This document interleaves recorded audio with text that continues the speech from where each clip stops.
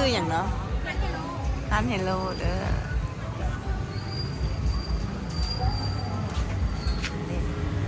มีทั้งแฮมเบอร์เกอร์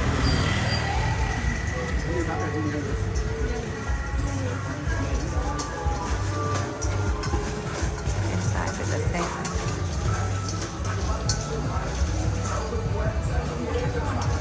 แฮมเบอร์เกอร์ร้านเฮลโลเด้อ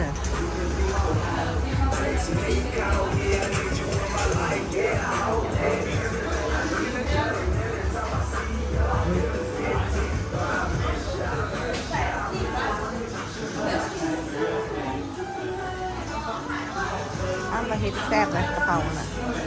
เคยมากินอยู่แซ่บแต่ว่าปัจจุบันนี้ทานไหนเนี่ยครับผม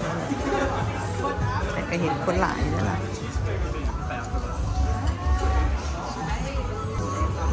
กะเพราเด้อที่ทำกับเอาอันนี้แซ่บเลยแซ่บเลย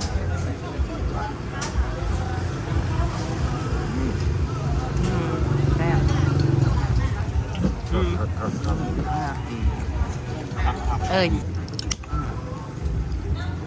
แซ่บป่ะ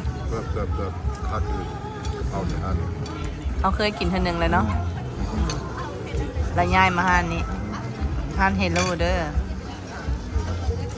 เพิ่งเฮ็ดแต่ว่าเพิ่งเฮ็ดถึงขิง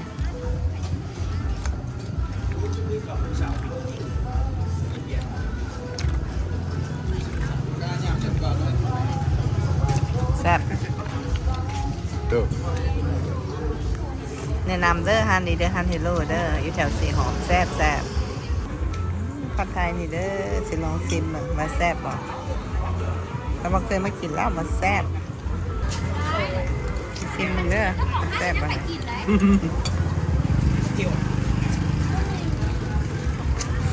น้ำเรือเบาทางบอกน้ำพวกน้ำหนึ่งเบาอ่ะไม่เท่าไหร่ไอ้มันนั่งแล้วอยู่แซ่บหวานน้อยนึงแต่ว่าแซ่บบีบบางนาวใส่เนาะหวานน้อยนึงบีบบางนาวใส่ก็จะพอดี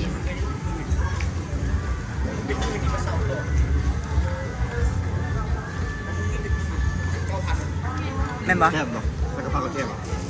เห็ดเบอร์เกอร์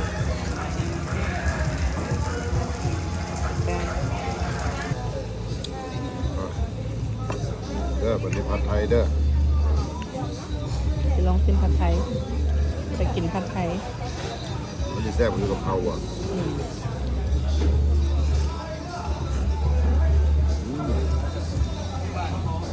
แซ่บเนาะบานนิดนึงนาวใส่บานนิดนึงเบียบบางนาวแต่พอดีแซ่บซอสเบากันได้พอดีเลยนี่เบิ้งแฮมเบอร์เกอร์ของลูกชายอันนี้ก้อนที่2เลยบ่แซ่บปานไหนบ่คือก้อนที่2เอาอันนี้นี่มันมีไว้เอาสิเอาเลยมับไปได้เอามับไปได้แซ่บเป็นแซ่บชีสเบอร์เกอร์ก็แซ่บอันนี้ในกระลืออันนี้ดับบูปัจจุบันนี่เขาอยู่ห้านอาหารเฮโลเนาะอยู่เส้นสีหอมแถวสีหอมนี่แหละอยากอยู่ท้ายซอยของสีหอมข้างโรงแรมคำเปลี่ยนนี่เป็นเจ้าของห้านสบายดีแม่มาซีมเบอร์เกอร์ห้านเฮาได้เลย the best burger in town แซ่บที่สุดนิสัยดีเดี๋ยวเจ้าของห้านเข้าใจแล้วก็ห้านนี่หากันง่ายมาตั้งแต่ปากซอยพวกนั้นเนาะโดยแม่ง่ายมันโดดละบ่เนี่ยประมาณเดือนนึงแหละเดือนนึงห้านเขาเปิดครบปีนึงแล้วที่นี่เขาจะขายมีเบอร์เกอร์มีผัดไทยกะเพราเบอร์เกอร์แซ่บผัดไทยแซ่บกะเพรากระแซ่บอันนี้ highly recommend เด้อมากินละเทื่อนึงแล้วตอนห้านยังอยู่ทางหน้านำมาแบบนี้มาห้านนี่เครื่องกะเพราบ่กะเพรากะเพราหมูสับยังคือเก่าแซ่บล่ะแซ่บบ่นำมาเนาะแม่นล่ะบ่แซ่บบ่นำมาเทื่อที่2เด้ออันหมู่คูหรือว่าผู้ใดมาเนาะมาเล่นลาวมานั่นก็มาอุดหนุนเพิ่นแดง อันนี้ guarantee เลยได้โบแมนว้าวได้โอเค 5 star โอเคโอเคเอาขอบใจหลายได้อเจอย่างเนาะ ซื้อมุกเจ้า เจมุกเนาะเจมุก โอ้ยเอิ้นเจได้เป็นเจแท้ๆสมบูรณ์ปากเด้อ โอเคขอบใจหลาย ใจ